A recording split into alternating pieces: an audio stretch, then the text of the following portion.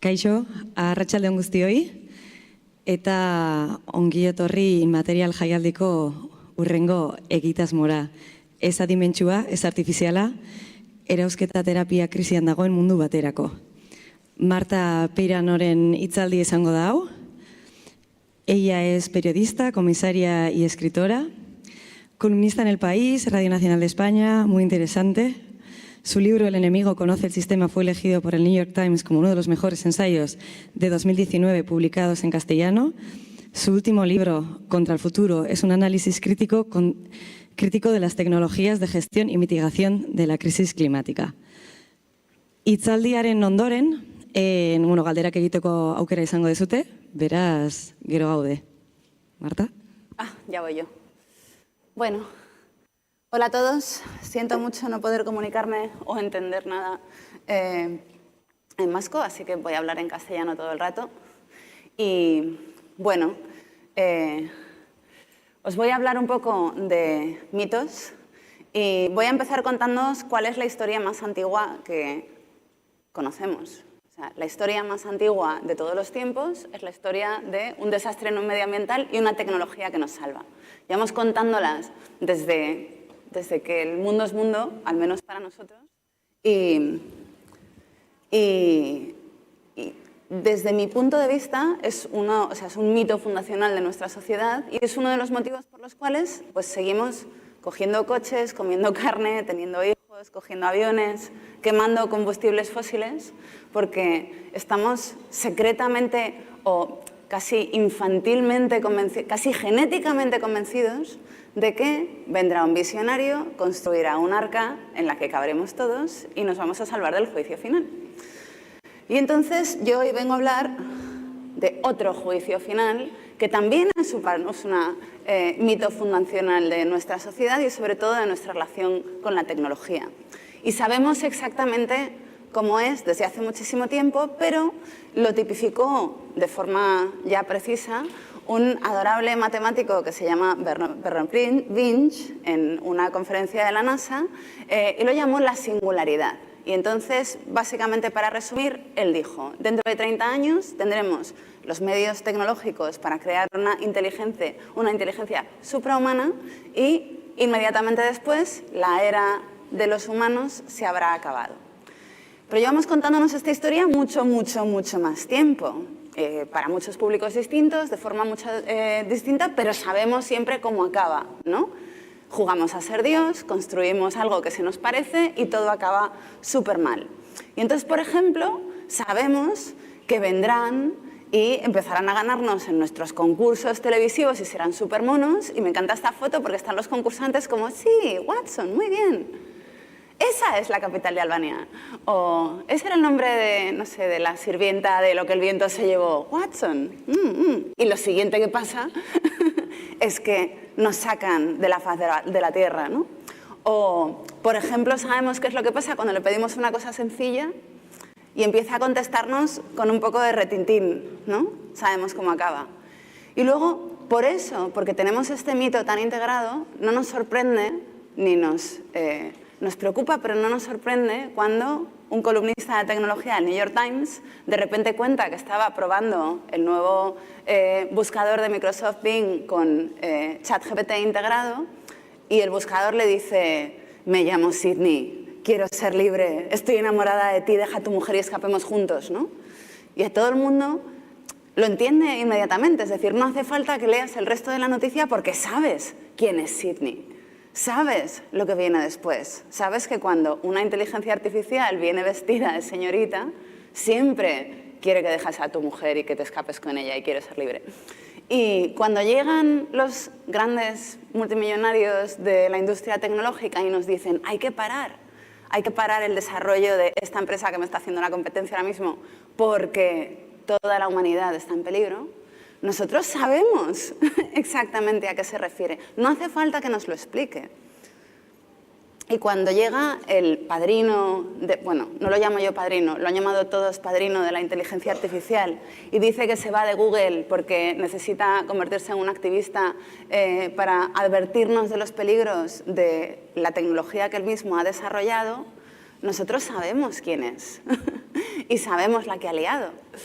Entonces, bueno, pues cuando me llamó Ibai para que hablara en este evento dedicado a la inteligencia artificial y me pidió un título, pues pensé que lo mejor que podía hacer es lo que hago yo como periodista, que es pensar un poco en qué es lo que cuentan estas empresas, ¿no? Y cómo se distingue de la realidad. Es decir, qué es lo que dicen, qué es lo que realmente están haciendo y meterme yo en medio para contarlo, ¿no? Y entonces, por eso lo hemos llamado ni inteligencia ni artificial, terapia extractivista para un mundo en crisis. Y entonces, una de las primeras cosas que quiero contar es que esta tecnología no tiene nada de nueva. Es más, el primer modelo informático de redes neuronales lo hacen McCulloch y Pitts en 1943 y el concepto que hay detrás de estas tecnologías no son neuronas, es decir, es un sistema electrónico en el cual pues, hay ceros y unos, pero en este caso lo llaman neuronas activadas y desactivadas, y el concepto intrigante aquí es que las neuronas se activan o se desactivan como respuesta a la estimulación de las neuronas que tienen alrededor, ¿no? Y entonces este concepto se va desarrollando con frenazos a lo largo de las siguientes décadas. Hay momentos, hay años en los que parece súper molón y otros años en los que parece alquimia y todo el mundo piensa que esto es como cosa de dos locos, hasta que llegamos a 2010, aquí veréis al padrino de la inteligencia artificial, no sé por qué lo llaman padrino, es como no es padre exactamente, no es cuñado, no sé por qué es el padrino de la inteligencia, pero ahí el negro de Terminator, ahí está. Y entonces, cuando llegamos a los últimos 15 años, pasan dos cosas. La primera es, a mí me gusta decir que es World of Warcraft. ¿Os acordáis de World of Warcraft? Que es el primero gran juego multijugador masivo en el que todo el mundo juega en un espacio maravilloso lleno de zonas verdes, no como Madrid, mi ciudad ahora mismo, en el que juegan, no sé, a veces 3 millones de jugadores en el mismo servidor. Y entonces ocurre que la industria se da cuenta de que la mejor manera de procesar la información que funciona en las redes neuronales en realidad no es el microchip tradicional, sino que son los que se dedican a los gráficos, es decir, los que generalmente se desarrollan para los videojuegos. Y entonces, bueno, pues ocurre que en ese momento las tarjetas gráficas y los chips para gráficos como que se disparan. Y para hacer una idea de lo súper concentrada que está esta industria, contar esto cualquiera que se haya comprado, que se haya montado su propio ordenador en los últimos años y que juegue mucho a videojuegos, sabe lo que es una tarjeta gráfica para videojuegos, es lo más caro de todo. Y también sabe que hay una empresa en el mundo que es la que se lo lleva todo crudo, que es NVIDIA, que es una empresa que diseña estos chips para gráficos, para renderizar gráficos que son tan útiles para las redes neuronales por el tipo de proceso que hacen, que se llama paralelo y es una historia para otra ocasión. Pero quien fabrica esos chips es una empresa de Taiwán que se llama la Taiwan Semiconductor Manufacturing Company y es el motivo por el cual China amenaza con hacer en Taiwán lo que Rusia hizo en Crimea hace 10 años. Es decir, es el motivo por el cual China quiere invadir Taiwán desde hace un montón de tiempo y lo vemos en las noticias todos los días. Un poco más de juego interno.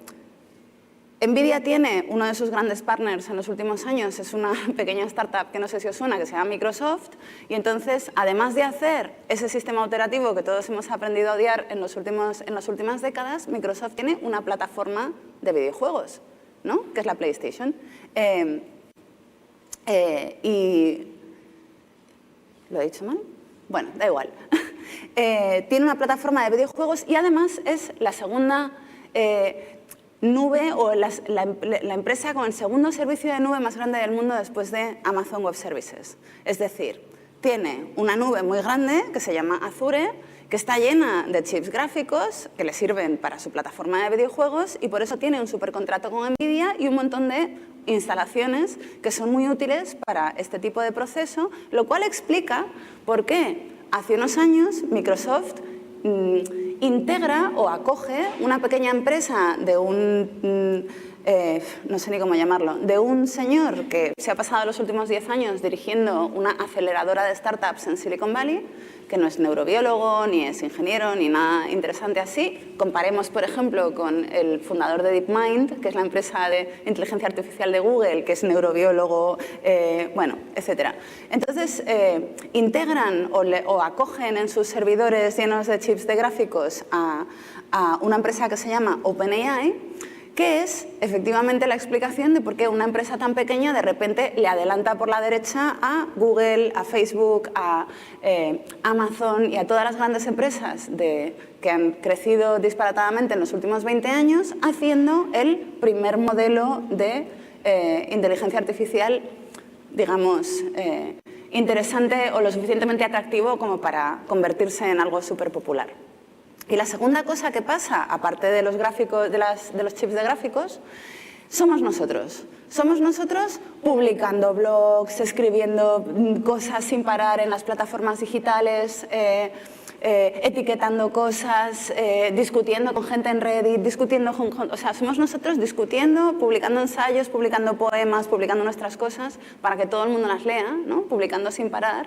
Entonces, todo ese material que para nosotros era, que la industria bautizó como la web 2.0, ¿no? Todos contando cosas todo el rato, bla, bla, bla, se convierte en la mayor base de datos de la historia de todos los tiempos y, por lo tanto, en alimento para las redes neuronales, para entrenarlas, para aprender a poner una palabra detrás de otra y a constituir un píxel alrededor de otro para hacer imágenes apropiadas, ¿no? Entonces, lo primero que se deriva de dónde salen estos modelos de inteligencia artificial que generan imágenes y que generan textos, es que todo eso que han comido tenía un dueño, que nosotros lo compartimos con intenciones diferentes a lo largo de los últimos años, pero muchas de ellas eran imágenes con copyright. Y entonces ahora ocurre que uno de los primeros obstáculos para la industria es que está robando cosas que no son suyas, ¿no? Entonces, bueno, pues esta mañana se mencionó un poco, ahora mismo hay una serie de demandas contra una empresa que se llama Stable Diffusion, que no es OpenAI, sino una que tiene o sea, una versión de OpenAI que sí que es abierta y que ha abierto, o sea, que ha publicado o que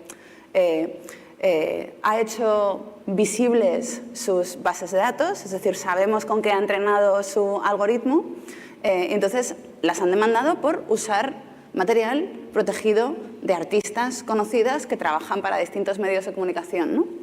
Y entonces han podido demandar a Stable Diffusion y no a OpenAI porque las fuentes de Stable Diffusion son públicas, las de OpenAI, por mucho que se llame Open, no lo son. Y la cuestión es que ellos piden tres cosas, ¿no? Piden, ellos lo llaman las 3 Cs, piden consentimiento, o sea, que si van a utilizar una de tus obras o todas tus obras o todos tus textos o tu blog o lo que sea para entrenar algoritmos de inteligencia artificial, te pidan permiso. Esto es algo que, por ejemplo, en la legislación europea, pues pienso que está bastante claro, sobre todo en la nueva legislación que están casi a punto de aprobar ahora para la inteligencia artificial. La segunda es, o sea, es consentimiento. La segunda es crédito, ¿no? Porque ahora mismo estos algoritmos, digamos que devoran toda esa información, pero luego cuando la replican de alguna manera, no dicen de dónde la han sacado ni quién la ha hecho, con lo cual ese crédito se pierde. Y el crédito, es decir, la autoría, es irrenunciable en el sentido de que no solamente es un derecho que tienes, ¿no? Sino que también es una responsabilidad. O sea, tú eres la persona que ha producido esa obra y eres responsable de esa obra como autor. Y la tercera cosa que piden es obviamente compensación. Es decir, si tú vas a usar mi catálogo para producir nuevos catálogos que sustituyen a mis posibles catálogos del futuro, ¿no? Imagínate que yo soy un periódico que contrata ilustradores para hacer, yo qué sé, para hacer ilustraciones de mis piezas y de repente ya no los necesito porque tengo su catálogo y puedo utilizar pues, un modelo generativo para hacer nuevas ilustraciones sin necesidad de pagar a los ilustradores, ¿no? Entonces, pues piden esas tres cosas. ¿Qué ocurre? Que la industria de la inteligencia artificial asegura que lo que ellos hacen en realidad es lo mismo que hacen los artistas, es decir, que un día van a una exposición y otro día leen un libro y otro día, yo qué sé, salen a la calle y ven un pájaro en un sitio y con todo eso ellos componen sus obras. Y eso, el derecho a ver una obra y, no sé, extraer parte de esa obra para hacerla tuya propia, forma parte del dominio público. Es decir, es algo que podemos hacer todos sin tener que pagar, ¿no? Leer un libro que nos inspira para escribir nosotros nuestras propias cosas. Pero claro, meter todas esas obras en una base de datos para ser digerida por una inteligencia artificial, no sabemos muy bien cómo formular esto de forma absolutamente, de forma legal, pero entendemos que no es exactamente lo mismo, aunque el sentido común también te diga que no es lo mismo que una máquina reproduzca trocitos de una cosa que un artista con su mano, ¿no?, reproduzca trocitos de una cosa. Es decir, hay un proceso creativo en la mano misma del artista que no es el mismo que la réplica algorítmica que consigue una máquina. En cualquier caso, a mí esto me raya mucho porque están utilizando los argumentos del copyleft, que asumo de antemano que ha tenido presencia en esta casa y que nosotros defendimos cuando, bueno, pues se quería meter en la cárcel a personas que usaban el P2P o a DJs que remezclaban cosas o que utilizaban samplers para construir sobre ellos, etcétera, etcétera. Pues esos argumentos que nosotros hicimos para defender la cultura libre en un mundo digitalizado, pues de repente están siendo utilizados por estas empresas tecnológicas para defender lo que claramente para mí es un expolio de lo que estaba en el dominio público o lo que pertenece a los artistas. Entonces, yo no sé si habéis escuchado hace 2 semanas la canción que estuvo en todas partes, teóricamente de Drake, o cantada por Drake y por The Weeknd, que en realidad había hecho una inteligencia artificial. ¿Alguien aquí la ha escuchado, esa canción? La canción de Drake y The Weeknd. Una manita, sí, alguien la ha escuchado. Bueno, no la puedo poner, entre otras cosas, porque Universal, que es el sello de Drake y The Weeknd, la hizo borrar de todas las plataformas en las que estaba, TikTok, YouTube, etcétera, etcétera. Pero lo consiguió dando a entender que lo que habían hecho, que era hacer una canción y luego utilizar un modelo de inteligencia artificial para replicar la voz del artista Drake y el artista The Weeknd, era ilegal, pero curiosamente no lo es, porque la voz no tiene copyright.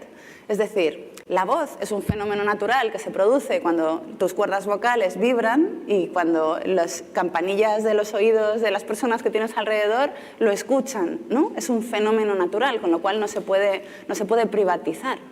Pero en la canción que había sonado, resulta que el productor, que todavía no sabemos quién es, había puesto un sampler que también pertenecía a Universal y que sí que estaba usado de forma literal, y entonces ahí tuvieron un recurso legal para poder eliminar esta canción.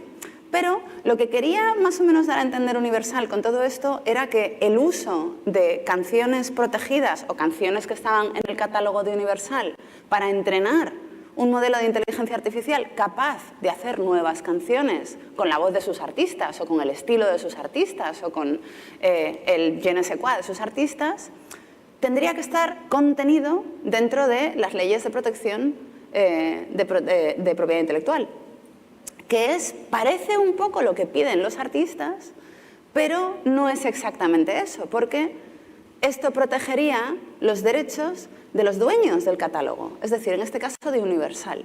Pero no protege exactamente los derechos del artista. Universal, que ha ido comprando sellos y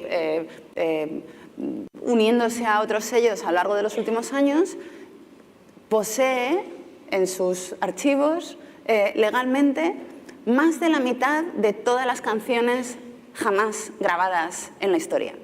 Es decir, la mayor parte de los artistas que están ahora funcionando están, de alguna manera, en el catálogo de Universal.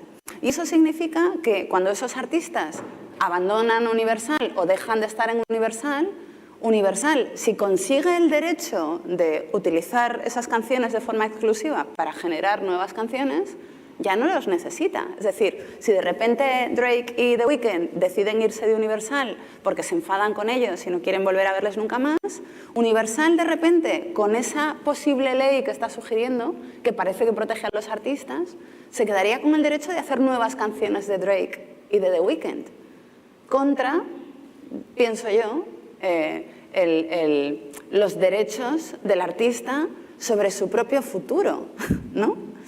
Es decir, todos los artistas se repiten, pero sobre todo Drake y The Weeknd. Pero imaginaos, yo siempre cuento la historia de Taylor Swift, que firmó un contrato discográfico cuando tenía casi 15 años con un señor con el que hizo 5 discos y estaban todos muy contentos, y ella luego se fue a otra discográfica y este señor vendió los derechos de los discos de Taylor Swift a otra persona con la que Taylor Swift tenía un problema personal. Entre otras cosas porque era como el mejor amigo del exnovio de su mejor amiga, yo qué sé. El caso es que ellos tenían como un problema personal y Taylor Swift dijo, yo no quiero que todo mi catálogo esté en manos de una persona que me acosa, que ha intentado destruirme, que cuenta mentiras sobre mí, etcétera, etcétera, ¿no? Imaginaos que esa persona además tuviera derecho de hacer nuevas canciones de Taylor Swift, utilizando un modelo generativo de canciones.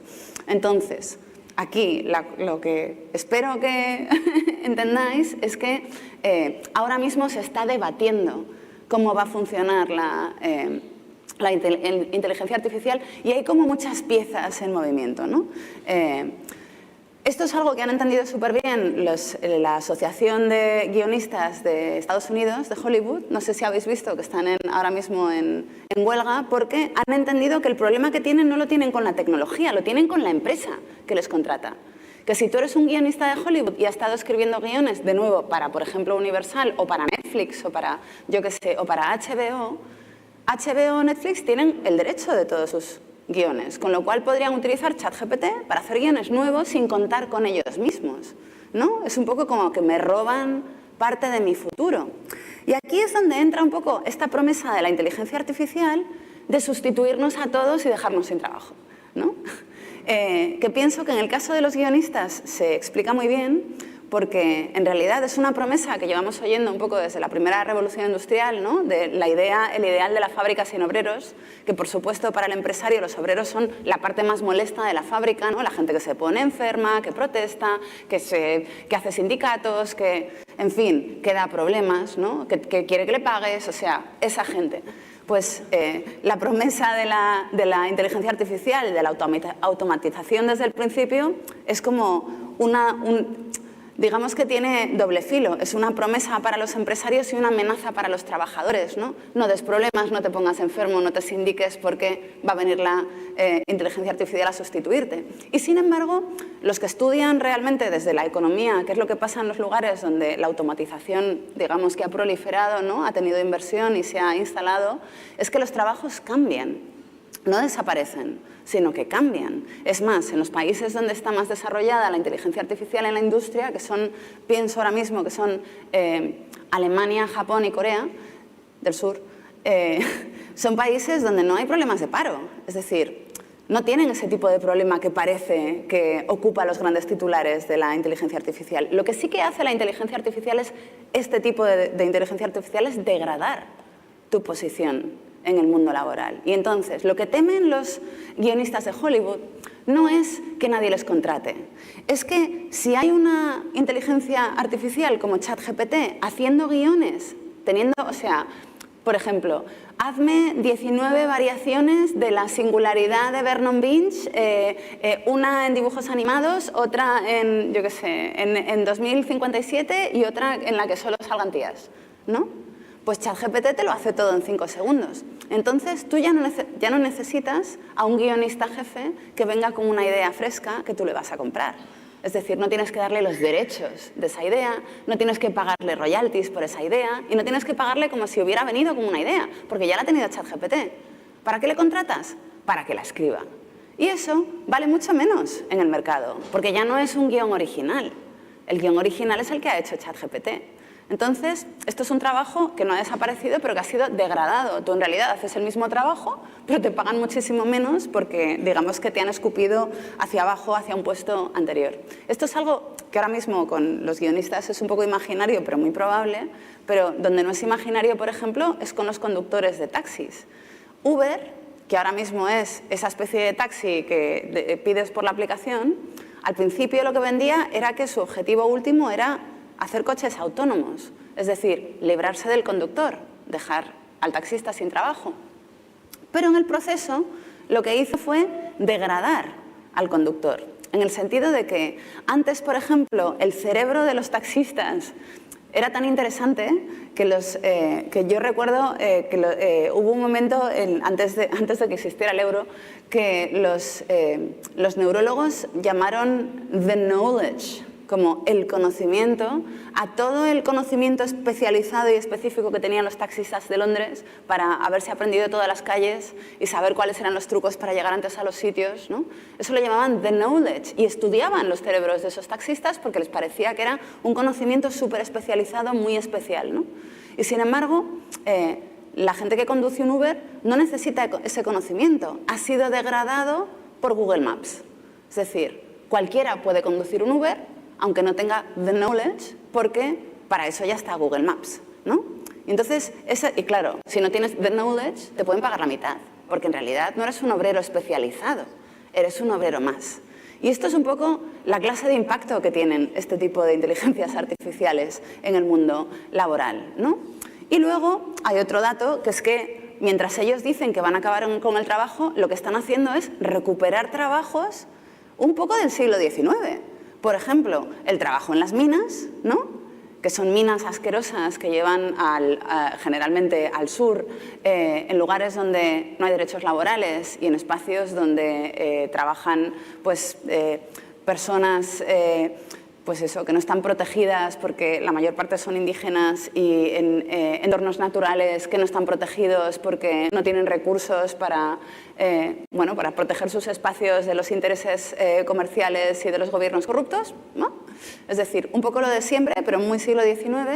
Y luego, personas, de nuevo, en países que no contemplan derechos laborales, haciendo cosas que se hacen pasar por la inteligencia de la inteligencia artificial. Esto es uno de los motivos, como por ejemplo, hace unos meses salió la noticia de que OpenAI estaba utilizando a trabajadores en una planta de Kenia que cobraban menos de $2 a la hora para hacer el trabajo de ChatGPT, para que ChatGPT no dijera cosas inconvenientes cuando estaba hablando con personas como nosotros, ¿no? Es un trabajo bastante miserable, aunque le pagaran $100 la hora, porque es un trabajo en el que tú estás expuesto a cosas absolutamente traumatizantes todo el rato, ¿no? Como por ejemplo pues, tortura animal, abuso infantil, es decir, es la gente que va segando todo eso para que ChatGPT no haga ni diga cosas inconvenientes, ¿no?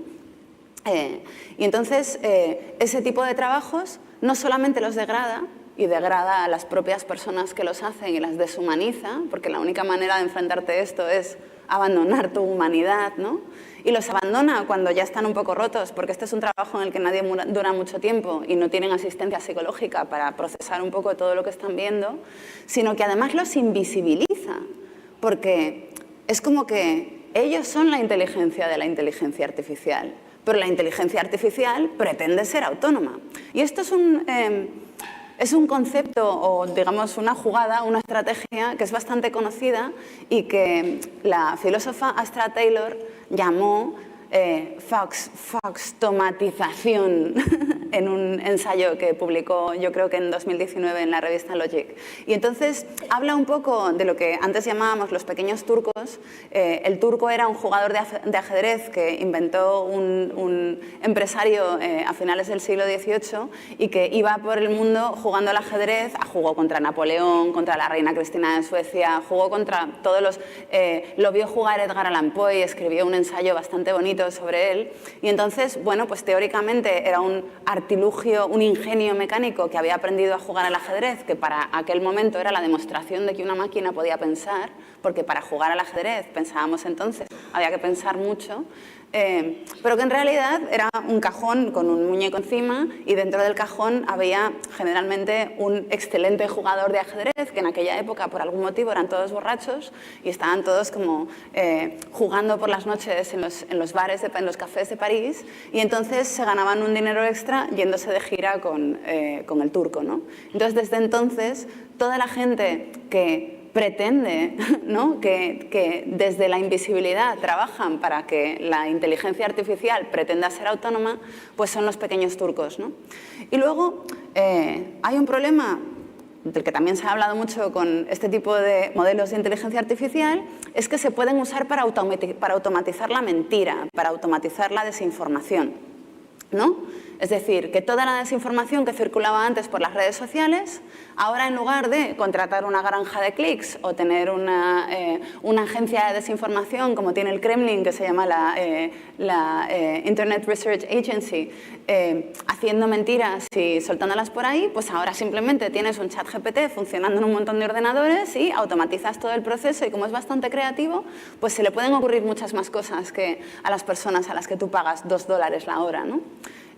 Y yo pues creo que en enero escribí un artículo sobre esto, hablando de pues, un paper que había publicado OpenAI con la crème de los académicos de la desinformación en ese momento.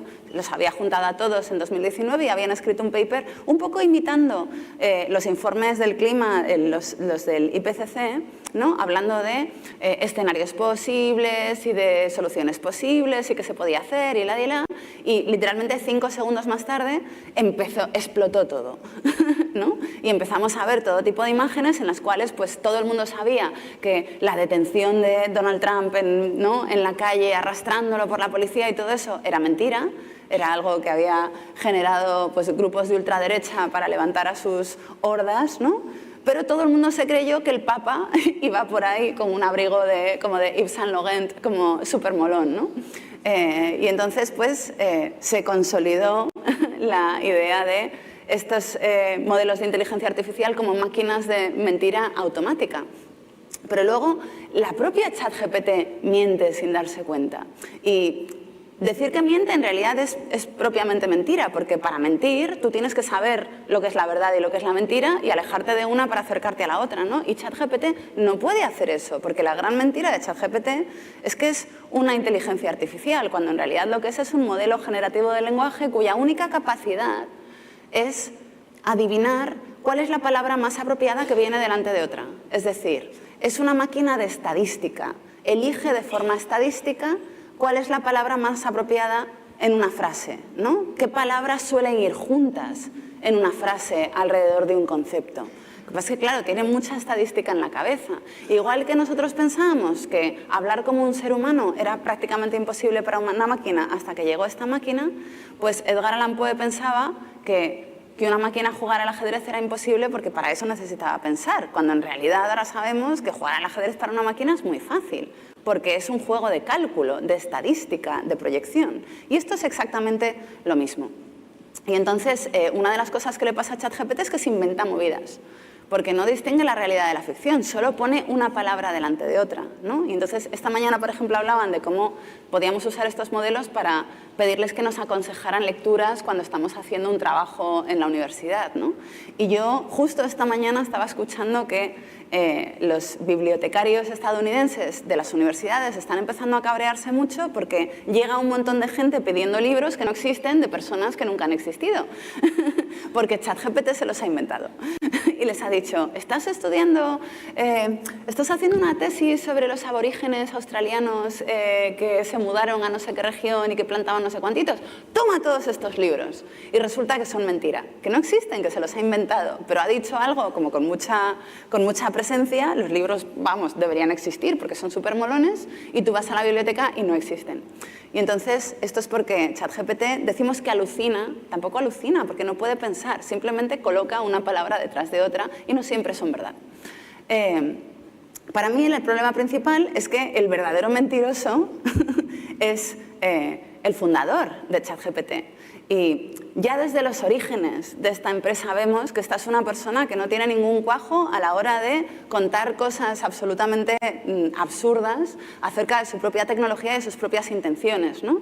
Y de hecho es el tío que más dice últimamente que la inteligencia artificial probablemente va a destruir el mundo, el planeta y todo lo que hay dentro, pero que mola mucho hacerlo porque es súper guay, ¿no? Que es como un tío que dice, estoy desarrollando una tecnología que probablemente destruirá la humanidad en los próximos 30 años, pues es una persona a la que hay que poner un poco entre comillas, ¿no? Me parece a mí. Y entonces, ya desde el principio, en 2021, cuando salió el primer GPT, el primer modelo de lenguaje generativo de esta empresa, lo primero que hicieron no fue enseñar el modelo, sino empezar a decir que tenían un modelo tan bueno que era demasiado peligroso para compartirlo con la humanidad. Eso lo dijeron en enero de 2021. En noviembre de 2021 lo compartieron con la humanidad y toda la humanidad empezó a buscar, a mirarlo y los periodistas de tecnología nos pusimos a probarlo y nos pareció muy gracioso y empezaron a negociar para que la gente que hace aplicaciones para los móviles pues viera cómo podía desarrollar sus propias aplicaciones, ¿no? Y a mí me da la sensación de que este tipo ha aprendido un poco de lo mejorcito de su entorno, ¿no? Aquí reconoceréis a tres personas que yo creo que han inspirado mucho a Sam Altman, el CEO de OpenAI, que son Elizabeth Holmes, que fundó una empresa que se llamó Theranos, y era una empresa que vendía una máquina llamada Edison, humildemente el Edison, que era capaz de hacer análisis complejos a partir de una sola gota de sangre. Y entonces, bueno, pues durante los, no sé, últimos 10 años hasta hace 2, todas las revistas especializadas la pusieron en su portada, todos los angel investors de Silicon Valley le dieron dinero, le tiraron dinero para que hiciera lo que quisiera, es decir, todo el mundo la creyó, menos los científicos. Los científicos decían, eso que esa señora dice que pues, se puede hacer, no se puede hacer. Pero en Silicon Valley todo el mundo piensa que si tú pones suficiente dinero, suficientes programadores y suficientes máquinas y suficiente potencia, puedes hacer lo imposible. O sea, que el problema de que en una gota de sangre no haya materialmente información suficiente para saber si alguien puede tener un cáncer dentro de 10 años, no les parece un problema.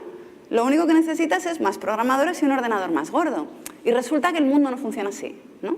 Entonces, esta señora ahora está en la cárcel, no por haber soñado algo imposible, sino por haber mentido a los hospitales, haber mentido a la cadena de farmacias más grande de Estados Unidos y haber estafado a un montón de clientes diciéndoles cosas que no eran verdad, porque su máquina no podía hacer análisis de sangre. Y ella decía que sí.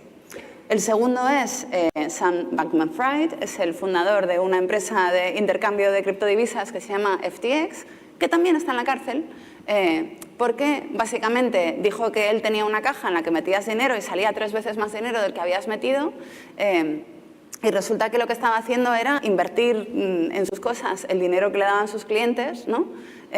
Y ser muy mal inversor, porque perdió todo el dinero de sus clientes.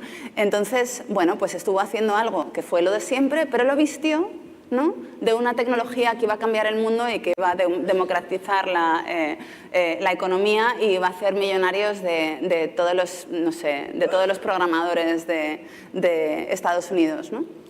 Y aquí el tercero diréis, pues a lo mejor Elon Musk no es un estafador como esta gente, pero tengo un ejemplo que lo demuestra. Y es que en 2016 Tesla publicó un vídeo en el que salía un coche conduciendo solo. Y entonces Elon Musk lo presentó en Twitter, cuando Twitter todavía no era suyo, y lo presentó como un Tesla que se conduce a sí mismo. Pone, ninguna intervención humana, está yendo por las calles urbanas, dice, por la autopista, por las calles, y luego aparcando, ¿no? Y bueno, no pongo aquí el vídeo porque se rompería toda la presentación, pero lo podéis encontrar en internet. Y entonces, este es un vídeo que unos años después, cuando él tuvo que decir en un juicio si unos tweets que había hecho sobre el valor en bolsa de Tesla y sobre su intención de privatizar la empresa eran ciertos, pues trascendió por parte de su propio ingeniero jefe del programa Autopilot que ese vídeo había sido mentira, que ese vídeo que literalmente hizo explotar, revolucionó el mundo del coche autónomo, hizo que fuera posible, porque ellos decían que lo habían conseguido, resulta que era mentira, que era un vídeo en el que ellos habían programado el coche para que fuera no por la autopista ni por las calles, sino por un recinto que era de la propia Tesla y que estaba completamente medido, y que aún por encima, aún en un recinto medido para el que había sido programado de antemano, el coche se pegó un par de buenos porrazos contra el bordillo que ellos editaron y sacaron del vídeo. Es decir, Tesla se conduce mal a sí misma, ¿no?, en 2016. Y sin embargo, siguieron mintiendo acerca de las habilidades de Tesla para conducirse a sí mismo en cualquier circunstancia, digamos, en el mundo salvaje, ¿no?, que es como se llama a carreteras que no tienes preprogramadas en el coche, a pesar de que tuvieron al menos 12 accidentes mortales por culpa de esa tecnología. Y durante todos estos años estuvieron culpando a los conductores. Es que el conductor igual hizo no sé qué, es que no le dio a este botón. Que esto es típico, ¿no? Esto es como cuando engordas comiendo Doritos y luego dicen que es culpa tuya. No es que ellos los hayan diseñado para que no puedas parar de comerlos y que te engorden así y que no te alimenten nada. Pues esto es un poco lo mismo. Tú le vendes a la gente un coche súper caro porque resulta que se puede conducir a sí mismo, y ocurre que el coche no se puede conducir a sí mismo y acaba matando a su conductor y algunas personas de los alrededores, porque hay un problema fundamental en estas inteligencias artificiales, que es que, igual que ChatGPT no distingue la realidad de la ficción, porque no tiene sentido para ella, porque es todo palabras, el autopilot no distingue una señora de una bicicleta, de una carretera, de un camión, porque para él es todo píxeles. Y entonces, por ejemplo, hay un caso muy famoso de una señora a la que un Tesla pasó por encima a toda velocidad en Texas, que estaba cruzando la carretera en un sitio que no era un paso de cebra, mal para la señora, lo pagó muy caro, pero llevaba una bici a su lado, o sea, su bicicleta, pero en lugar de ir encima de la bici, ella iba como empujando la bici, ¿no?, como hacemos muchos. Y el Tesla no lo identificó como nada. O sea, una persona que está aprendiendo a conducir sabría que es una persona con una bici al lado a la que no puede atropellar. Pero el Tesla no lo vio porque no lo computó, porque no estaba dentro de sus parámetros de aprendizaje, no estaba entrenado para identificar eso como una persona con una bici, porque las personas con bicis generalmente van subidas encima o están aparcadas, y entonces, bueno, pues le pasó por encima. Y esto es un problema, al igual que el problema de las mentiras o las alucinaciones de ChatGPT, que es extremadamente difícil de resolver, porque está dentro de su propia fundación, o sea, está dentro de la propia tecnología. O sea, en el sistema mismo que usa la tecnología para adivinar palabras o para tomar decisiones en la carretera, está, digamos, el germen de ese problema, que es que no entienden la realidad, no existe la realidad para ellos, es todo semántica. Y, bueno, pues la última característica importante de estas tecnologías es que, y en el título ponía que no son ni artificiales ni inteligentes, no son inteligentes porque dependen de toda esa gente y también de nuestro trabajo para poder aparentar inteligencia, pero no son artificiales porque dependen de un montón de materiales orgánicos que están sacando de la Tierra con mucha dificultad, con el esfuerzo de gente muy mal pagada y con gran factura y destrucción para nuestro planeta. Dependen de un montón de materiales. Estas son famosas minas de litio que suelen estar en el sur. Hay una zona que llaman el Triángulo del Litio, que uno diría, pues a lo mejor es que hay mucho más litio allí, pero en realidad lo que pasa es que allí se dan las circunstancias apropiadas para que tú puedas hacer una operación completamente victoriana en un momento en el que el planeta está, digamos, dejando de estar, o sea, saliéndose de su eje para el peligro de todos los que estamos dentro, sin que nadie te diga nada, ¿no? Porque hay gobiernos corruptos, porque no hay derechos laborales, porque no se protege el medio ambiente o porque son simplemente súper pobres, ¿no? Y entonces, bueno, hace poco se publicaban noticias sobre una planta que va a poner, un centro de datos que va a poner Facebook, Meta, perdón, en Talavera de la Reina, y hablan un poco de los datos de agua. Ahora mismo no los tengo porque me he dejado mis notas, pero eran absolutamente sorprendentes, ¿no? La cantidad de agua que consume ese centro de datos. No hablaba de los datos de electricidad, pero hay una comparativa que se puede hacer, por ejemplo, con las con las zonas de minería de Bitcoin, que también utilizan tarjetas gráficas para hacer su trabajo, y que consumen una gran cantidad de electricidad. Y hace poco el New York Times hizo un cálculo sobre cuánto les costaba a los tejanos el éxodo de centros de minería de Bitcoin que se habían ido a Texas cuando China los prohibió en su territorio, precisamente porque consumen demasiada electricidad, ¿no? Y entonces llegaron a la conclusión de que las plantas de minería de Bitcoin habían subido el precio de la electricidad en Texas entre un 5 y un 10% para todos los tejanos, porque como bien hemos aprendido todos en el último año y medio, la electricidad es algo que se paga por subasta, y cuando hay picos de uso de electricidad, entonces hay picos de la factura de la luz.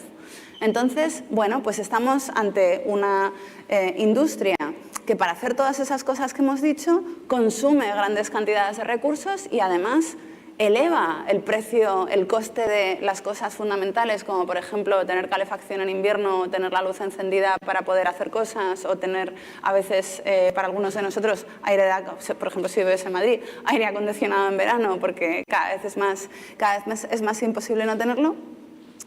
Sube el precio de todas esas cosas y además pone en crisis o pone en peligro el propio suministro. Y entonces aquí la conclusión es que estas tecnologías son extremadamente peligrosas, pero no por lo que ellos dicen, no porque estemos a punto de entrar en la singularidad y vaya a haber una revolución de los robots y vayan a acabar con nosotros en cuanto nos demos la vuelta, sino porque este es un estadio particularmente peligroso del capitalismo en el que está haciendo lo que siempre ha hecho el capitalismo, que es privatizar los comunes, explotar a los trabajadores, no pagar impuestos, esquivar la ley, destruir el planeta, quedarse todos los beneficios, externalizar a nosotros todas las consecuencias. Y estamos en un planeta al límite de sus capacidades y con una población cada vez más destruida por las circunstancias, ¿no? Que ya hemos atravesado una crisis económica, una crisis pandémica, estamos ahora en una crisis mental, ¿no? Después de todos estos procesos, y este es el contexto en el que llegan ChatGPT y todos sus amigos, ¿no? Y entonces aquí es donde yo pienso que está el peligro casi inminente de estas tecnologías. Y que la película no es Terminator, ni es Blade Runner, ni es ninguna en la que hay un apocalipsis robot y acaban con nosotros, sino es una película de 2013 de Spike Jonze que se llama Her. ¿Cuántos habéis visto Her de Spike Jonze en esta sala? Bueno, pues si os acordáis, y es súper guay volver a ver, bueno, súper guay y un poco inquietante volver a verla, porque o sea, esta es la historia en papel de un tío que se enamora de un sistema operativo. Aquí Spike Jonze hace trampa, porque la voz del sistema operativo es de Scarlett Johansson, y entonces nosotros no vemos al sistema operativo, vemos a Scarlett Johansson. Pero el caso es que él es un tío solitario que ha perdido contacto con sus amigos y que se siente cada vez más aislado de la realidad hasta que llega el sistema operativo y ocupa todos los espacios de su vida.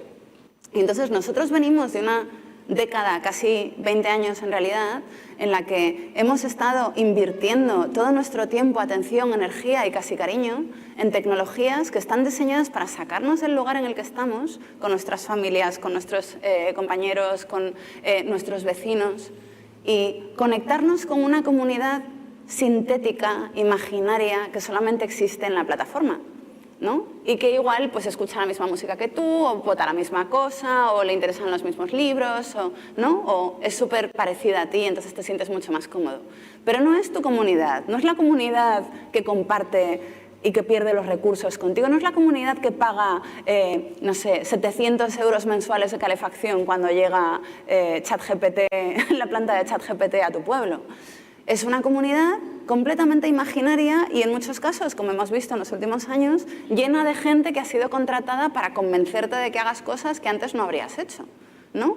Como por ejemplo se vio en la campaña a la presidencia de Estados Unidos en 2016, pues un montón de rusos haciéndose pasar por cientos de miles de americanos para enfrentar a unas personas con otras, ¿no? A los musulmanes con los católicos, a los tejanos con los neoyorquinos, etcétera, etcétera.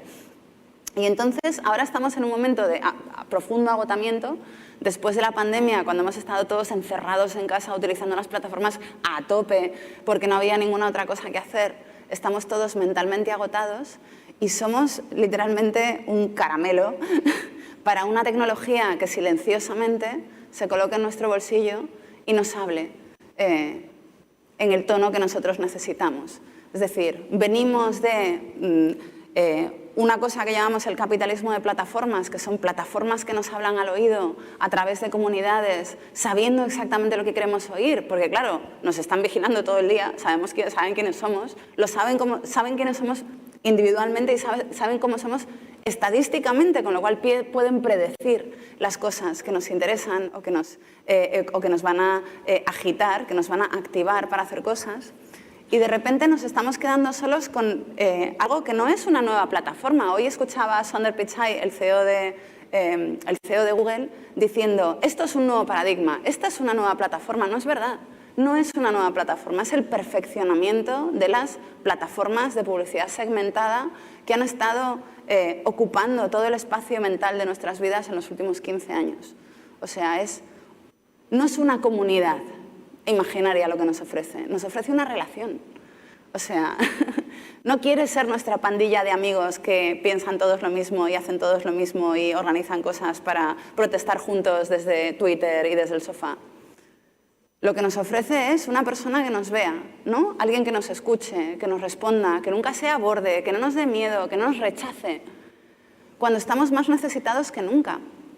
Y es importante recordar que bueno, pues ahora que estamos particularmente aislados y que hay una epidemia de soledad, después de que es casi más grave que la propia pandemia, pues que tenemos que empezar a pensar en qué tecnología es esta, cómo ha sido entrenada, es decir, ha sido entrenada con los contenidos de la red que ya sabemos que de alguna manera manifiestan lo peor de nosotros mismos y no lo mejor, ¿no? Es decir, ha sido entrenada con un material que solo puede agudizar nuestros sesgos históricos, que solamente puede agudizar nuestras discriminaciones, nuestros peores instintos y exacerbar nuestras emociones, digamos, más viscerales y más sucias, porque es lo que ha pasado en los últimos 10 años, ¿no? Con las redes sociales.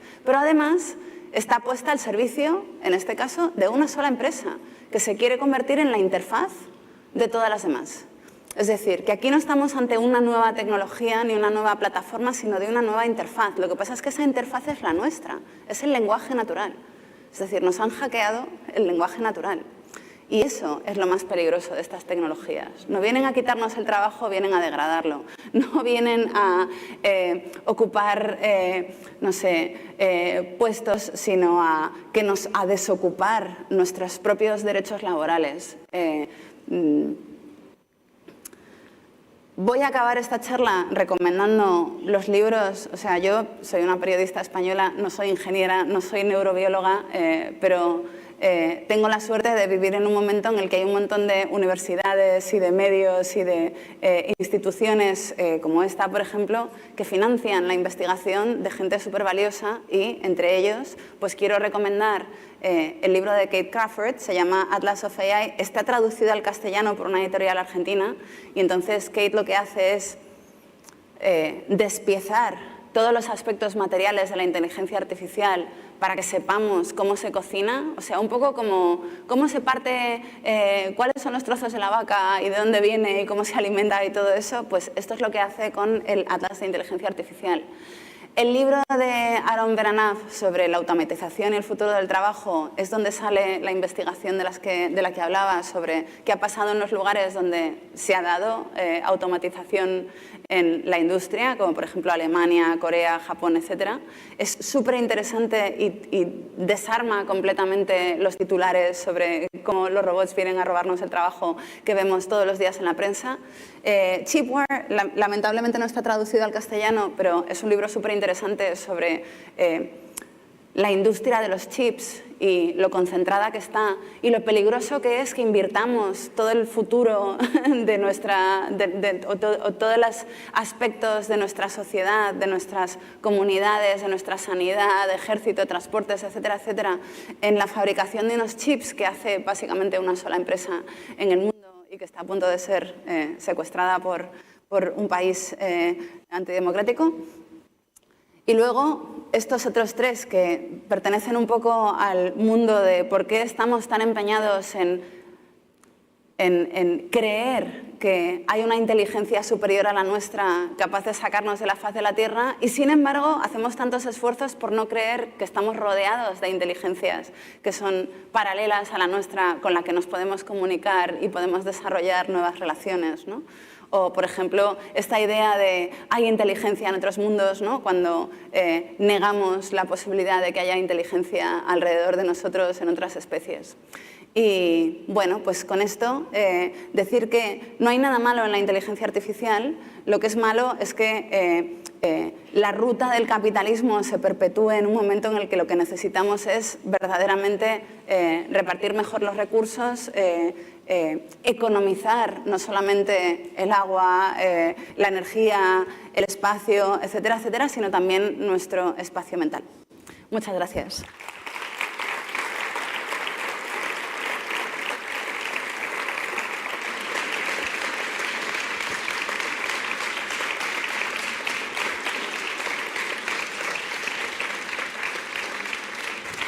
Muchas gracias, Marta. Ahora pasaremos a la ronda de preguntas. Así que nada, si tenéis alguna pregunta, por favor, levantad la mano y os acercarán un micrófono.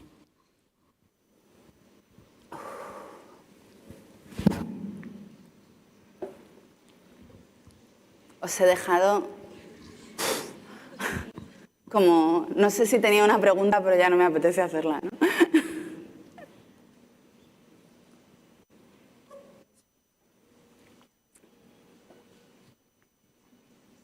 O sea, me flipa que no os habéis reído con mis chistes de Terminator, pero todos habéis visto Her.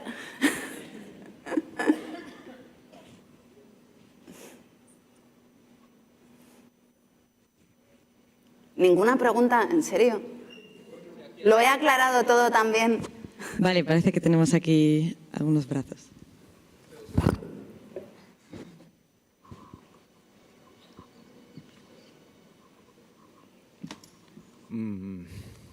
Bueno, otra cosa es saber cómo formularla, pero bueno, en base a lo que hemos estado hablando también esta mañana, yo la duda que tengo, sobre todo el cómo parece que no encaja, no llega a encajar socialmente la inteligencia artificial, porque principalmente me da la sensación de que entra siempre en conflicto con el término de propiedad. Y claro, como has estado hablando, que básicamente son estas grandes corporaciones, cómo se han ido apropiando de tantas cosas que hemos dado socialmente, la sociedad gratis, sin ánimo de lucro sobre todo. Y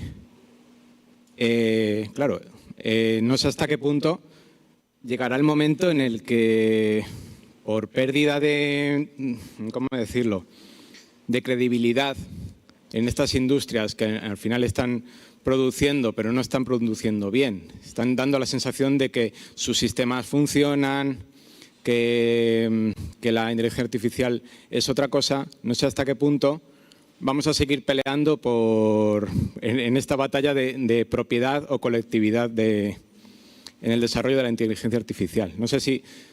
La pregunta igual sería como, ¿es posible que esto al final sea el principio del fin de las grandes corporaciones al conseguir, bueno, al perder ellas criterio o razón de, o sea, perder ellas por su propia producción el peso de lo que están diciendo? Creo que me estoy explicando muy mal, pero... No sé si he entendido la pregunta, aunque siento que la pregunta refleja también este momento que yo misma decía antes. Lo que más rabia me da es que esta gente que claramente está haciendo un expolio, ¿no?, de lo que era público, es decir, está haciendo un expolio de los comunes que nosotros mismos hemos contribuido, de repente esté utilizando los argumentos del copyleft, ¿no?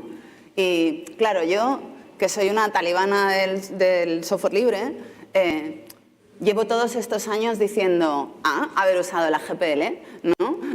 Porque la GPL es igual de estricta que que el copyright en el sentido de que permite que se usen las cosas, pero con una norma, que es que esas cosas pasen al dominio público inmediatamente después, ¿no? Y entonces estas empresas lo que están haciendo es privatizar algo que estaba a veces y a veces no en el dominio público, ¿no? Y básicamente digerirlo y convertirlo en una máquina de hacer dinero.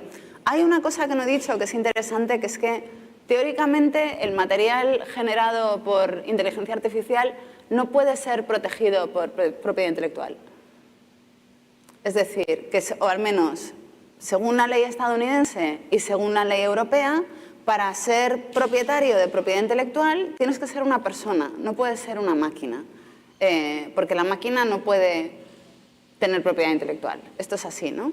Pero claro, aquí entramos en un problema que ya no es un problema técnico ni legal, sino que es un problema de opacidad, que es que esta empresa, que como decía antes, ha aprendido de lo peor de cada casa, pues opera en la más absoluta de las oscuridades. Es decir, nadie sabe cuáles son sus fuentes, nadie sabe qué ha metido en sus bases de datos, nadie sabe cómo las procesa.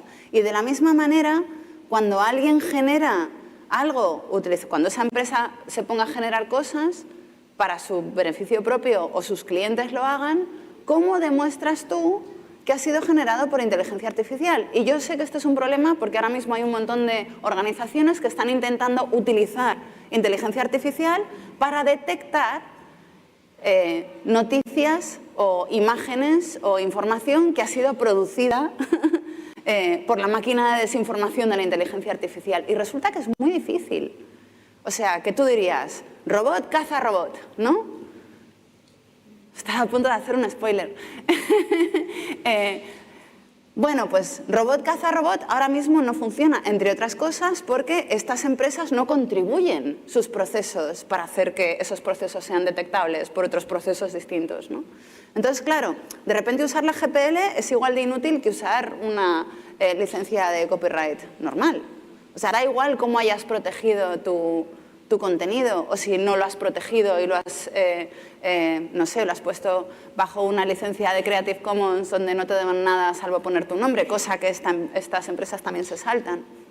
Así que aquí lo que tenemos es un problema, al igual que con las criptocosas, en las que no necesitamos una nueva legislación, sino que necesitamos acceso y recursos para que la legislación que ya tenemos se cumpla. O sea, esto es un expolio y es una infracción de propiedad intelectual. Ahora, ¿cómo lo demuestras? Por eso todos los artistas están demandando a Stable Diffusion, que los pobres pringados han sido los únicos que han trabajado de forma transparente en todo este desarrollo y por lo tanto son los únicos que se puede demostrar que han utilizado material protegido para alimentar sus algoritmos. Cosa que de momento todavía no es ilegal, también tengo que decir. Entonces, ¿qué pasará con estas empresas? Pues yo creo, o sea, en el caso de OpenAI es evidente que se va a convertir en la interfaz de todo, ¿no? Que te va a ayudar a ir al médico, que te va a ayudar a comprar cosas, o sea, se va a convertir en tu intermediario para todo, lo cual, si ya estábamos en un momento en el que todo lo que pasa en Internet está centralizado en los servidores de 6 empresas, pues ahora estamos hablando de que hay un cuello de botella anterior, ¿no? Que es el de OpenAI, que es una empresa que ya ha nacido contando mentiras, cada vez cuenta mentiras más gordas, con lo cual intuyo que si las mentiras que cuentan públicos son tan gordas, las otras serán mucho peor. No sé, o sea, yo pienso que lo que están haciendo es ilegal. Estoy segura de que no es la única cosa ilegal que están haciendo, pero también sé que el capitalismo de plataformas consiste básicamente en infraestructuras que están diseñadas para esquivar la ley, un poco como los paraísos fiscales. Entonces, si no hemos podido resolver eso, no veo de qué manera vamos a poder resolver esto. ¿Y se van a hundir esas empresas bajo el peso de su propia mentira? Pues si no se ha hundido Facebook bajo el peso de sus propias mentiras, no veo qué incentivos hay para que pase con OpenAI. Claro, es que están incentivando la pérdida de su propio valor al hacer perder credibilidad. A mí me cuesta creer... Pero su valor no está en el contenido, ojo ahí. Su valor está en el proceso. Ya. sinceramente me cuesta creer hasta cuándo vamos a mantener esto, sabiendo que, bueno, dentro de mi discurso de que cómo van perdiendo valor. Si dedican el uso de inteligencia artificial a una agencia de noticias para generar mentiras, claro, al final la credibilidad en su mercado es dinero. Y eso es hasta dónde vamos a mantener este sistema, que parece que hace aguas todo el tiempo. Bueno. De momento parece que no. Ya. Es gracioso porque hace 5 segundos estábamos hablando de cómo se hunde Silicon Valley, ¿no? Yo he estado en San Francisco hace 2 meses y era un escenario posapocalíptico total, o sea, parecía una peli de zombies, estaban todas las empresas vacías, todos los edificios vacíos, toda la calle llena de homeless, o sea, que yo pensaba, estamos diciendo que se está derrumbando Silicon Valley, pero se ha derrumbado ya hace rato, porque esto... Y ahora es todo el dinero que está ganando OpenAI y todos los founders que le quieren comprar cosas para hacer nuevas empresas basadas en los algoritmos de OpenAI. O sea, ya nos hemos movido, pero es el mismo negocio, no es distinto. Es solo otra cara más. ¿Más preguntas? Por aquí hay un montón de preguntas. Ya, pero yo estoy al lado. Perdón. Real estate. Yo tampoco sé si voy a saber formular la pregunta, pero va más en la línea del final de la charla, ¿no? Mi experiencia personal con con el chat GPT, por ejemplo, es que yo sí que estoy ayudándome del chat como para pensar, no para escribir la tesis, pero sí como para ayudarme. Y creo que me está haciendo mucha compañía en un momento súper solitario. Y entonces acabo de leer, o sea, mi reflexión iba también por lo que hemos estado escuchando esta mañana, ¿no? Creo que nos hacen un poco de espejo y, como has dicho tú, nos ven y nos sentimos vistas. Y creo que también va en la línea un poco de los miedos que podemos tener al psicoanálisis o al autoconocimiento en esta línea. Y me parece curioso que hayas utilizado la palabra terapia extractivista en tu título, ¿no? Y no sé, es que, o sea, yo siento toda esa presión del cómo están construidas las herramientas y creo que nos afectan un montón, pero también tienen como la ilusión que están vendiendo y ¿por qué van a seguir funcionando? Pues porque creo que realmente nos ven o nos dan la sensación de que nos ven y tiene mucho que ver con ir a terapia. Sí, o sea, estoy de acuerdo contigo. No estoy de acuerdo, o sea, yo no creo que nos vean, yo creo que nos espían, es decir, mirarnos miran. Pero sí que es verdad que efectivamente ahora mismo que hay este cansancio de las comunidades, un poco este desapego, ¿no?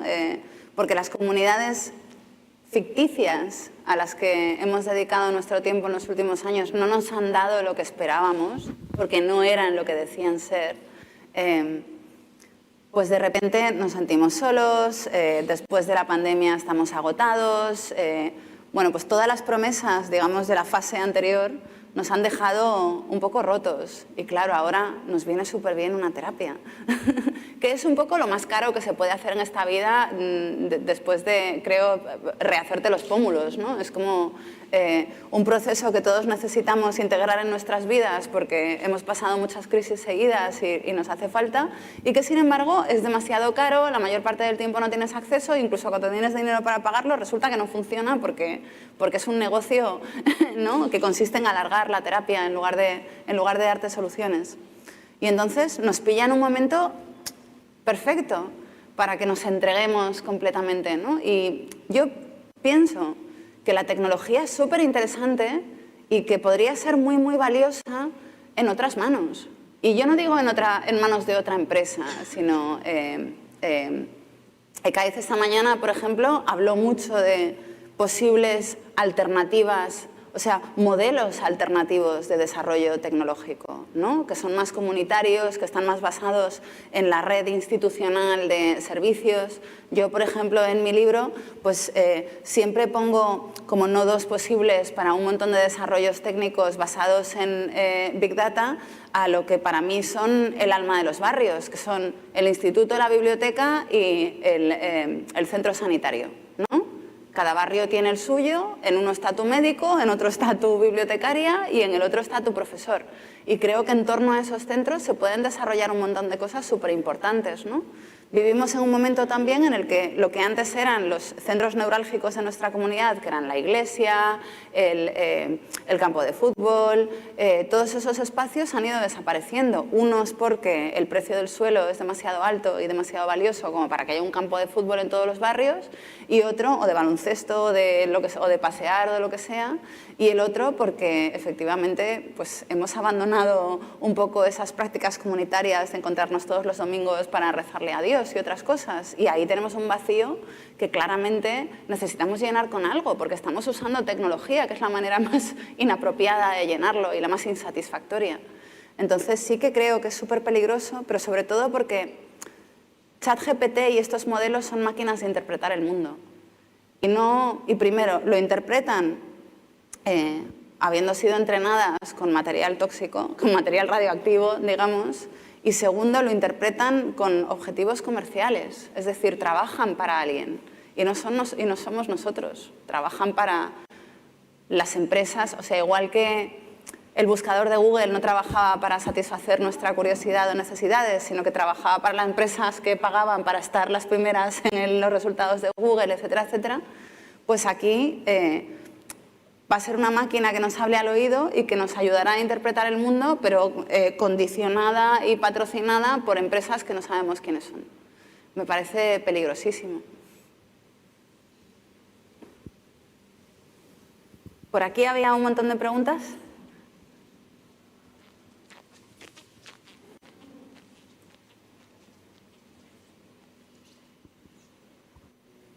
Hola, buenas tardes. Yo tenía una pregunta. Tu conferencia iba dirigida un poco, entiendo, a el poder de la IA hacia los beneficios económicos del sistema capitalista. Un poco entiendo, como Naomi Klein en su libro Teoría del Shock habla de, ¿no?, el poder del miedo para imponer, ¿no?, el poder económico y así. Hoy en día, gracias a esta tecnología, las guerras y tal ya no son necesarias cuando no sabes distinguir lo que es verdad y lo que es mentira, ¿no? ¿Crees que está en peligro la democracia, por así decirlo? Bueno, igual es un poco fuerte esto, pero si no sabemos distinguir qué noticia o qué noticia se ha creado con una IA o cuál no, ¿es necesario, digamos, democratizar la IA, por así decirlo, hacer una Wikipedia de la inteligencia artificial o por el estilo? Bueno. Gracias. Pues, a ver, pienso que en los últimos años el ecosistema mediático que se ha construido en torno a las redes sociales, donde todos accedemos a las noticias, intercambiamos impresiones y comentamos las cosas, se ha vuelto muy tóxico porque tiene una cualidad que no tenían todos los medios de comunicación, o sea, no es un medio de comunicación, es un ecosistema mediático, son cosas distintas, pero tiene algo que no tenía la televisión, que no tiene la radio, que no tiene la prensa, que es capaz de contarle una historia distinta a cada persona sin que el resto se entere. Es decir, yo siempre cuento que hace 40 años, si tú querías convencer a un país de lo que fuera, de que te votara, de que, no sé, de perseguir judíos, de lo que fuera, pues tú podías ocupar todos los espacios de comunicación posibles y estar todo el día en la radio con tus discursos, todo el día en la televisión contando tu movida, y utilizar propaganda y desinformación para hacerlo, pero todo el mundo veía lo mismo. O sea, todo el país veía un solo mensaje. Y eso les daba la habilidad de irse a la plaza y discutir el mensaje. Es verdad, es mentira, pues a mí me han dicho, pues yo lo que sé, ¿no? Pero estaban escuchando todos el mismo, es decir, había una realidad compartida que era ese mensaje. Y tú podías estar de acuerdo o no, te lo podías creer más o menos, pero todos estabais debatiendo la misma información. Ahora, sin embargo, el mensaje se divide por grupos y esos grupos son analizados para saber qué tipo de lenguaje, o qué tipo de mensaje, qué tipo de lenguaje, qué tipo de tono les va a convencer mejor. Y entonces, mi vecino y yo creemos que estamos leyendo el mismo periódico y resulta que él está leyendo unas noticias con unos datos y yo estoy leyendo unas noticias distintas con otros datos distintos. Y cuando salimos al descansillo a discutir la noticia, pensamos que es la misma, ¿no? Y entonces, esto es lo que hacen las plataformas de publicidad hipersegmentada. Nos segmentan en grupos y nos alimentan con información diferente a cada uno. Y entonces, ahora ya no compartimos una realidad que podamos debatir. Y la posibilidad de debatir una realidad compartida es la base fundamental de la democracia, porque la democracia consiste en debatir las cosas y tomar decisiones acerca de cómo repartir los recursos y cómo, ¿no? Cómo hacer las cosas en comunidad. Ahora que no tenemos, que nos empieza a faltar esa realidad compartida, pues es un problema. ¿Que es un problema que ha sido acelerado por las plataformas digitales? Totalmente, porque eso antes no se podía hacer. O sea, salvo que te dejaran, yo qué sé, un papelito en cada buzón y cada uno pusiera una cosa distinta, pues esto, que es un proceso muy caro y muy laborioso, pues antes no se podía hacer. ¿Qué pasa? Que los que más están contribuyendo a ese estado de cosas son los periódicos y los políticos y los medios de comunicación. Es decir, que aquí no está sola la tecnología, que las instituciones que más desinforman, y esto es algo que hemos podido estudiar en los últimos años después del supersusto de 2016, cuando Donald Trump ganó las elecciones, ¿no? Y todas las universidades del mundo se pusieron a ver qué había pasado, lo que hemos visto es que los nodos que más desinforman suelen estar en los gabinetes políticos y en los medios de comunicación. O sea, que no es solo la tecnología. ¿Qué pasa? Que este es el aparato último de hablarte al oído. O sea, es un Svengali perfecto, que te habla solo a ti, que te cuenta las cosas solo a ti. O sea, ya ni siquiera formas parte de un grupo hipersegmentado. Estás tan hipersegmentado que eres un grupo de uno. Ahora mismo no se me ocurre nada peor. O sea, ahora lo que tenemos que hacer es buscar maneras, pues en espacios como este, supongo, de volver a, no sé, a reunir los trozos de realidad que tenemos entre todos y convertirla en una sola cosa, para poder debatirla y para poder tomar decisiones juntos y establecer caminos objetivos y espacios para compartir. Estoy muy de acuerdo en muchas de las cosas que has dicho, pero hay una sensación que tengo que es como todo el rato... ¿No crees que hay una desafección con la tecnología? O sea, como dices, hay un momento como muy dulce en el que desde la economía del comportamiento pasado por todos los sistemas tecnológicos parece ser que es eso, ¿no? Que nos pueden segmentar de una forma como ultra detallada y creo que es así, las redes sociales así nos lo están demostrando. Pero también me da la sensación de que en lo individual eso puede ser, en lo colectivo no lo tengo tan claro. Y luego hay una realidad, que te vas, pues no sé, yo soy de Iruña, intentas un día ir a buscar un restaurante el fin de semana y en los últimos año y poco no hay manera, la gente está haciendo vida en la calle. O sea, como que hay una relación directa en el que si yo miro las noticias, veo lo que ocurre en Internet, el mundo parece pero... Luego, si me junto con la gente, no lo tengo tan claro. Y me da la sensación de que hay una desafección. O sea, que la tecnología nos aburre. La usamos porque no hay otra cosa, no nos entretiene. Netflix nos ha aburrido mortalmente, eso es una charcutera. Pero tampoco hay muchas más opciones. Y en esa desafección, mientras que no ocurra algo un poco significativo, que lo ha ocurrido. Ocurrió en Occupy Wall Street, ocurrió en el 15M. Ha ocurrido en unos momentos en los que la propia tecnología nos ha permitido esa especie como de explosión. Pero que ahora mismo es una cuestión de que igual hasta se dan el trompazo por aburrimiento y por pesados. O sea, ChatGPT nos va a aburrir en 2 días de una forma muy profunda. Dice, otra vez con las mismas alucinaciones o lo que sea. Entonces no sé si esa esperanza que tengo yo de que estamos un poco como hasta las narices de todo esto, ¿no? Aunque estemos usándolo constantemente, pueda darse, ¿no? De que la aceleración, ¿no? Cripto, NFTs, metaverso, cada día duran menos y encima duran menos porque son unos sociópatas. La mitad de los McKinseys de turno, que son los que promocionan todas estas historias y no esos personajes que ponen, no saben qué hacer con todo ese capital financiero que lo han dejado allá explayándose en el mundo, ¿no? Entonces, no sé, a ver si también piensas que estamos aburridos en general. Yo pienso que estamos aburridos en general. No, yo no diría aburridos, yo diría agotados, ¿no? Creo que hay un cansancio casi a nivel neuronal, emocional. Creo que ese año y medio de reuniones por Zoom que sufrimos durante la pandemia nos han roto un poco. y por eso pienso que es el momento perfecto para ChatGPT, porque ChatGPT ahora es un chat, pero en verdad lo que propone es una nueva forma de interactuar, en la que desaparece, no tengo mi móvil encima, pero desaparece esa pantalla en la que tecleamos cosas, ¿no? Y en la que pinchamos en cosas y miramos iconos y todo eso.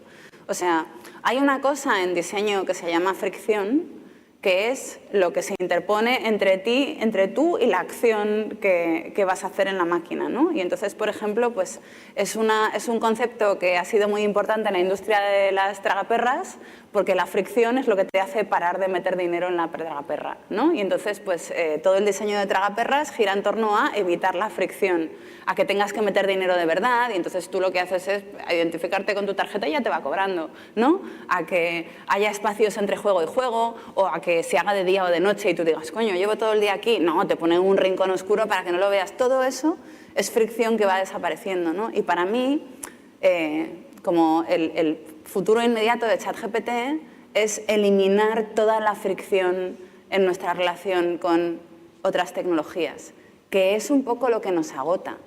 Porque lo que hace ChatGPT es hablarte y responderte, ¿no? Y entonces por eso hablaba de esa película de Spike Jonze, porque la interfaz es un cacharrito súper mono, como casi setentero, que lleva en el bolsillo y que va con él a todas partes y que no toca nunca, ¿no? O sea, hay unas imágenes en las que sale su nombre porque le está llamando a alguien, ¿no? Pero es como que no necesita ni loguearse, ni pinchar, ¿no? ni enviar, ni nada. Es como, se lo hace todo. Es como el mayordomo mágico y la novia perfecta, ¿no? y tu asistente ideal y todas las cosas juntas. Y pienso que para esto no estamos agotados, estamos deseándolo.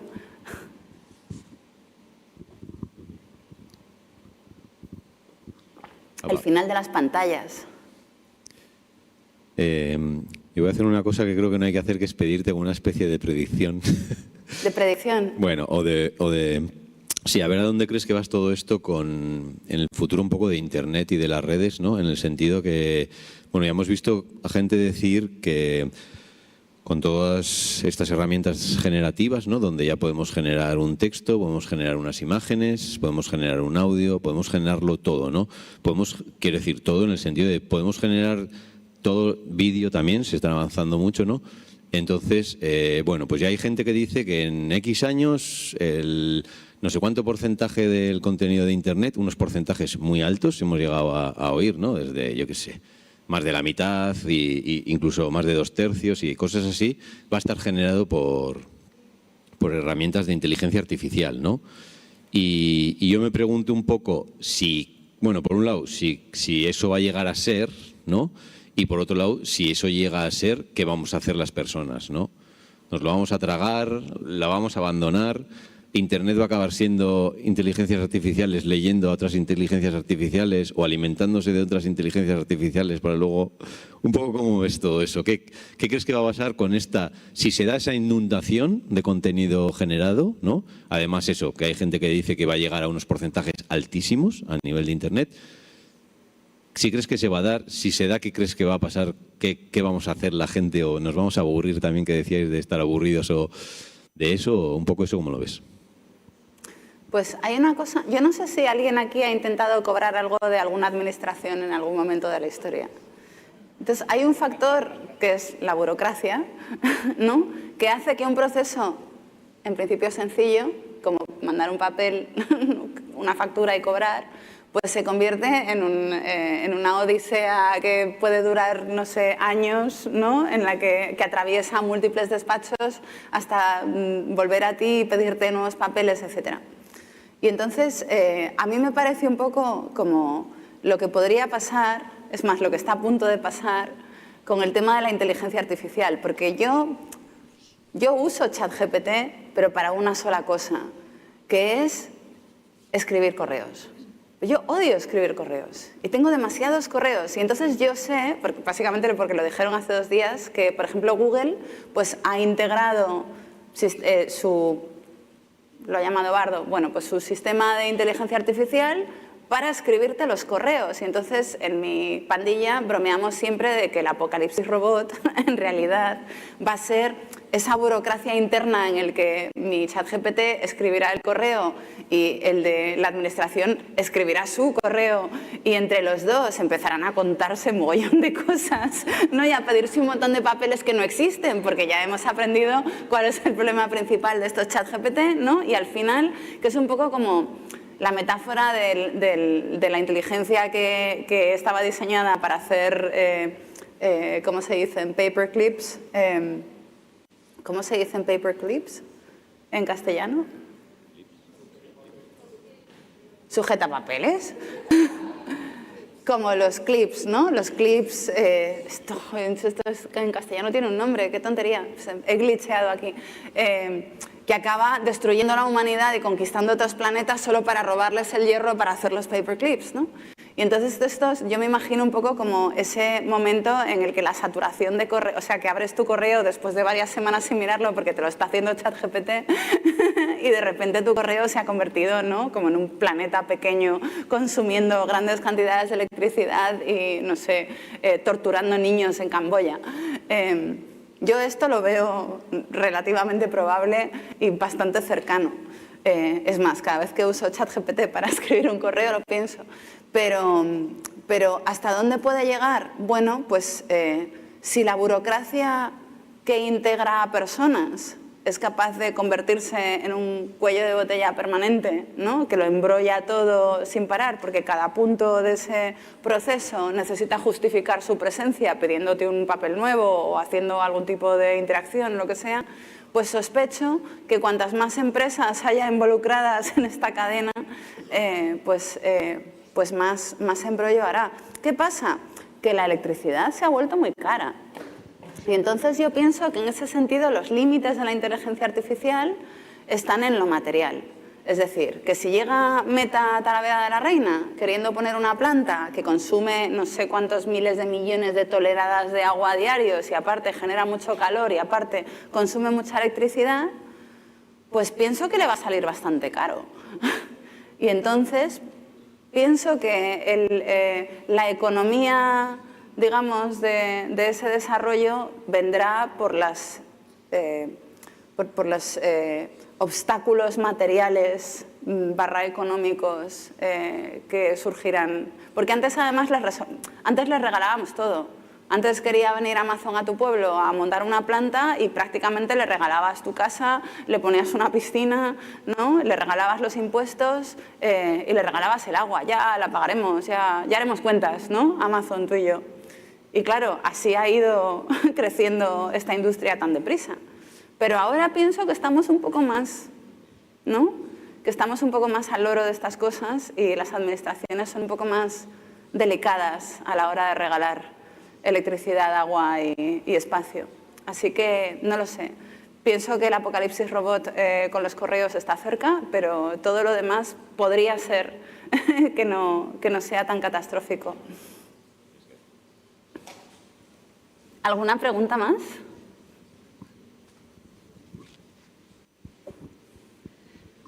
Bueno, pues damos por... Sí. Pues muchas gracias por tu charla.